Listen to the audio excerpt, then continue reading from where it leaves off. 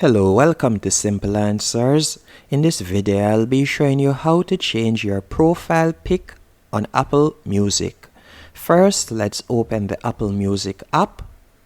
Once you have done that, you're going to tap on Listen Now in the bottom left hand corner. Then you're going to tap on your profile pic in the top right hand corner. And from here, you're going to select View Profile at the top of the screen. Then you're going to select Edit.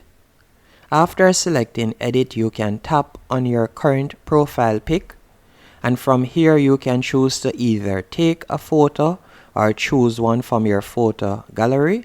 I'll simply choose one, so I'll tap on Choose Photo. As after tapping on Choose Photo, you can simply tap on the photo that you like to use. For example, this one right here. Then tap on Choose. Then you are going to select Done, and that's it. Hope you found this video helpful and informative. If you did, be sure to hit the like button and subscribe, and thank you for watching.